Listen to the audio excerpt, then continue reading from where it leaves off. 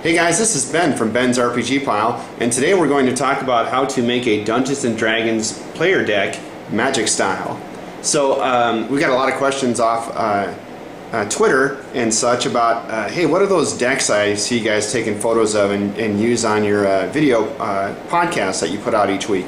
Well, I had an idea to make a deck for a player instead of or in addition to the player character sheet that they always get, right? So you get your player character sheet every, you print it out off Dungeons & Dragons, and it's certainly helpful, but the pieces that you need in order to make a character deck are really these last 3 pages where it's got your powers on it, right? And then you go a little bit further, and then it's got your items on it, right? That's what you really need the most. So once you print out that sheet, then all you're really going to do is use a paper cutter and cut up the powers into individual little squares. See?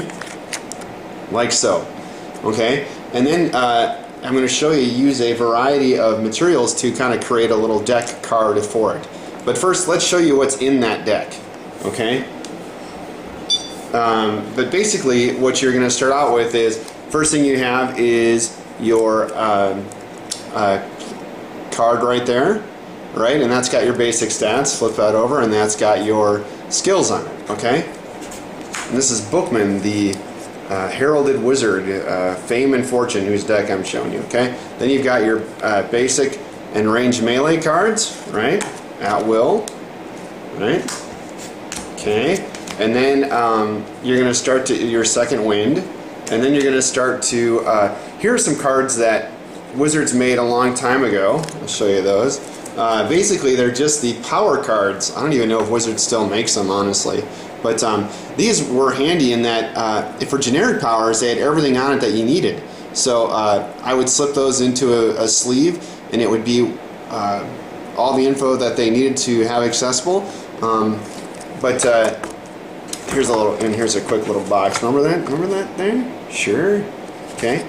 So you can use these type of cards for backings, but you start to get your powers in there, right? And then they're all set. There's your magic missile and all that stuff, right? Okay, and then you have your encounter powers. Okay, and then there's this other guy named Daniel Rivera. Great guy. Has a template site. You can buy his software. I think it's less than $20, I'm pretty sure. But you can basically create these cool cards and fill in any type of info, so it's a nice alternative to the DDI printout. So I use them in combination. Okay, and you got your daily powers, right? Like so, and then you got your feat and utility powers, right? And you'll notice that there's 2 different types of backing I use. I use either those those power card backings. See that? Beautiful. I actually use those. There's encounter, there's daily.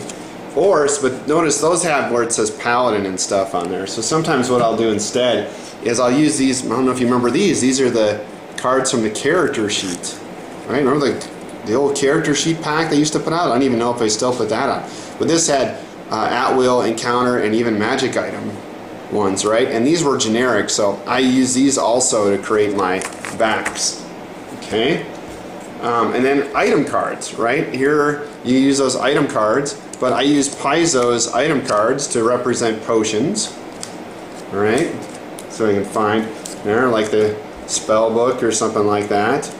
Here's his staff, right?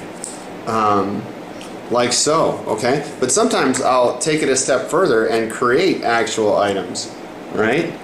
So there's there's a old Fey bread biscuit, right? So I just went on Google Images, grabbed an image, and we created these cool templates by using somebody else's template.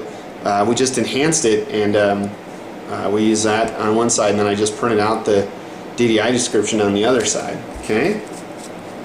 And then sometimes see, and then if they pick, like Bookman, he likes to collect things, so he collected owl bear feathers. So I made a little shot there, and then I put a little description on the back. Okay, right? And then you can take it a step further, and we also create trait cards, character trait cards, to help encourage you guys to roleplay. So Bookman has two traits. He has, we call it doing the Gargamel, where sometimes his spells may not go off the way he wants them to. Okay, and then another character trait he has is a Claudius. What is it? A Clavius Claven, that's what it is, and it's just he likes to spit out little known facts out of nowhere when players are doing role-playing stuff. So we also made trait cards, okay, and then you can actually take it one step further from that, and you can start to create NPC cards, right? And I've talked about this before. So they met this child beggar on the street, and all his information's on the back, right? They have a quest that they're doing. The Bars brothers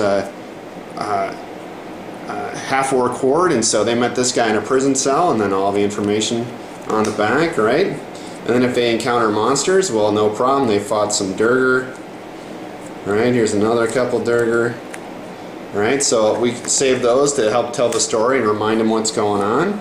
They've met people. Here's a Drow emissary that they met. Here's a guide that they met, right? Okay.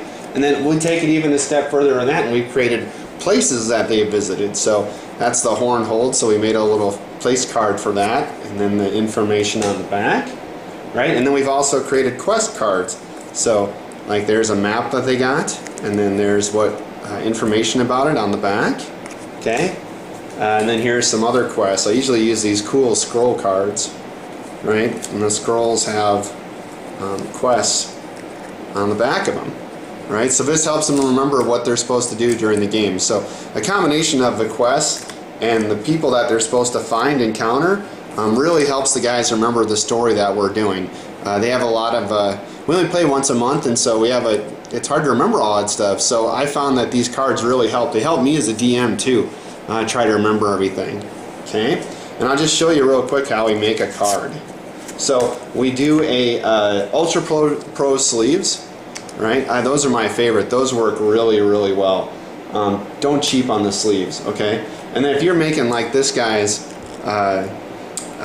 info card, what I'll do, because I print it out, right? I cut that out and print it out on one side, and then here's the skills on the other side, right? But what I'll do is I'll actually slip a magic or a warlord card. Remember a warlord, right? Holy cow, that's a blast in the past, right? What I'll do is I'll slip a warlord card in the middle, like so, right? And then I'll just slide the paper on each side of the card, and that way I have a firm backing. So see, all I do is slip that in there, right? Down like so, and I would put the one on the other side, but then all of a sudden I got a nice, thick, durable card, okay? If I'm making a encounter power, I just grab one of my blank encounters. I'm either going to take one of those, or I'm going to take one of those.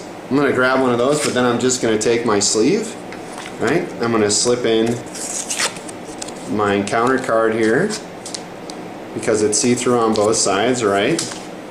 And then what I'll do is I'll just slip in my printed out encounter, down like so. And all of a sudden I got a card that the guys can use in the game. And the great thing is for encounters, that when they play them in the game, they just toss them to me, and then I keep them in a pile, and then they know that they used them. We don't have to worry about, did I cross it off on my sheet, didn't I cross it off? So we'll use that. And then same with dailies. If they cast daily spells, right, they'll give me those, and then I keep them in a box, a deck box, and then that way we don't have to worry about who used what. They don't get them back till there's another rest. So, and then of course we use deck boxes, right? We use deck boxes to hold the cards in, right? So that is how you make a D&D player deck in the style of Magic game. So we really like the decks. They're fun. It feels good to hold the cards and flip through them and read the stuff about them, and it's easy to find all the info, and you've got your traits on there. So we enjoyed it. It's a lot of fun. I encourage everybody to give it a try.